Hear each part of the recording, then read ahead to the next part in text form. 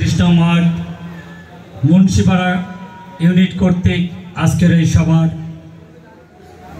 সম্মানিত সভাপতি প্রিয় বড় ভাই হারুন ভাই,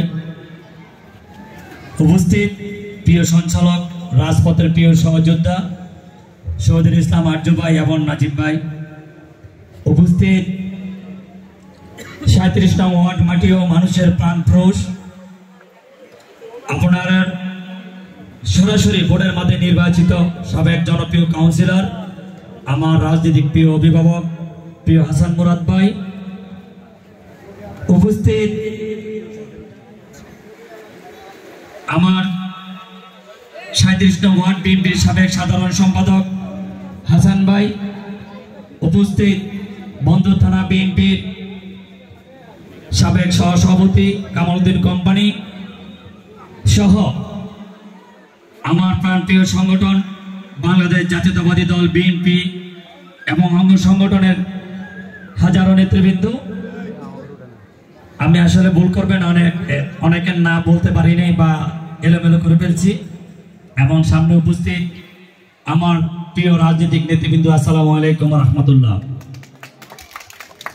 আপনারা জানেন গত ১৭টি বছর ফ্যাসিস্ট হাসিনার জুলুম, নির্যাতন, নিপীড়নে আমার নেতা আমির কুসুম মাহমুদ চৌধুরী একটা কথা বলছিলেন যে গত ১৭ বছর বিএনপির প্রত্যেকটা কর্মী জ্বলে পুড়ে খাঁটি সোনায় পরিণত হয়েছে। আমরা দলের সেই নিবেদিত প্রাণ, আমরা দলের সেই খাঁটি সোনা, প্রত্যেকটা কর্মীকে আত্মার অন্তঃস্থল থেকে ধন্যবাদ জানাচ্ছি যে একটি উঠান বৈঠকে এত বিপুল সংখ্যক উপস্থিতি প্রমাণ দিচ্ছে, জানান দিচ্ছে ইসরাফিল কুরসি মাহমুদ চৌধুরী কতটা জনপ্রিয়। আজকের এই উপস্থিতি প্রমাণ দিচ্ছে হাসান মুরাদ ভাই অত্র এলাকায় কতটা জনপ্রিয়। আমরা আজকে আমাদের এই অত্র এলাকার চট্টগ্রাম 11 আসনের প্রিয় অভিভাবক তরুণ তুর্কি রাজপথে গত 17টি বছর এই ইসরাফিল ভাই আমাদেরকে আগলে রেখেছিলেন। মামলা, হামলা, জেল, জুলুম প্রত্যেকটা জায়গায় যদি এই মেহেদিবাগ থেকে আমির কুসুম মাহমুদ চৌধুরী এবং তার সুযোগ্য সন্তানের সহযোগিতা না থাকতো, আমার মতন শত শত কর্মী জেলে বসতে হতো। আমরা বিএনপি পরিবার আপনাদের প্রতি কৃতজ্ঞ। আমরা ধন্যবাদ জানাচ্ছি আমির কুসুম মাহমুদ চৌধুরীকে।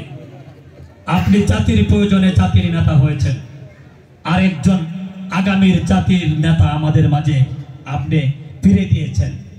আমরা ওয়াদাবদ্ধ আগামী ইলেকশনে আপনাকে অত্র এলাকা থেকে বিপুল ভোটে জয়যুক্ত করবে ইনশাআল্লাহ। আপনারা, আমি আমার প্রিয় নেতার প্রতি একটি দাবি করব এই অত্র অঞ্চলের মানুষের পক্ষ থেকে যে আমার ৩৭ নং ওয়ার্ড প্রত্যেকটা কমিটিতে বারবার আমরা বঞ্চিত হচ্ছি। এখানে বিপুল অত্র এলাকায় সবচেয়ে বেশি ভোটে জনপ্রিয় কাউন্সিলর নির্বাচিত হয়েছেন হাসান মুরাদ ভাই। তার সর্বোচ্চ যোগ্যতা থাকার পরেও তাকে পরপর 2টি কমিটিতে বঞ্চিত করা হয়েছে। আমরা বলবো ইসরাফিল ভাইকে আগামীর কমিটিতে যেন হাসান মুরাদ ভাইকে তার প্রাপ্ত সম্মানটুকু, মূল্যায়নটুকু করা হয়। আমরা হাসান মুরাদ ভাইয়ের আগামী কমিটিতে সাধারণ সম্পাদক হিসেবে দাবি করছি। আমরা বলছি আগামী নির্বাচন বানচাল করার জন্য দেশ এবং দেশের বাইরে থেকে সেই স্বৈরাচারের প্রেতাত্মারা এখনো হায়নার মতন বসে আছে। আপনারা জানেন 28 সনে আমাদের বিএনপি প্রার্থী আসাদুল্লাহ ভাইকে হত্যার উদ্দেশ্যে গুলি করা হয়েছিল। আমাদের এক সহকর্মীকে গুলি করে মেরে ফেলা হয়েছিল। এটা সেই আওয়ামী প্রেতাত্মাদেরই অংশ। এখন জামা শিবির আর আওয়ামী লীগ আলাদা করার সুযোগ নেই, কেমন জানে তারা একাকার হয়ে গেছে। আমরা কোন স্বৈরতন্ত্র এই দেশে মাটিতে স্থান হবে না, হবে না, হবে না। আগামী নির্বাচনে বিএনপি এবং দানেশিসকে অর্থ এলাকার প্রার্থীকে জয়যুক্তের মাধ্যমে পেশিসের প্রেতাত্মাদের দাপন কাপন সম্পূর্ণ করা হবে ইনশাআল্লাহ। আগামী নির্বাচনে অর্থ এলাকার প্রার্থী আমির কুসুম মাহমুদ চৌধুরীর সুযোগ্য সন্তানকে আপনারা একটু হাত তুলে বলুন তো জয়যুক্ত করবেন কিনা? জিয়ার সৈনিক।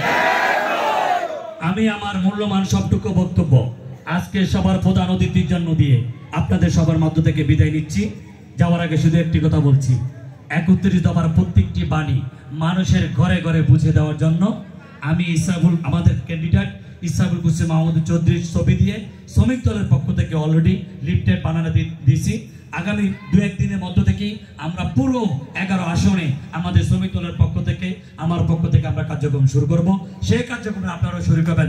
ধন্যবাদ সবাইকে, আসসালামু আলাইকুম।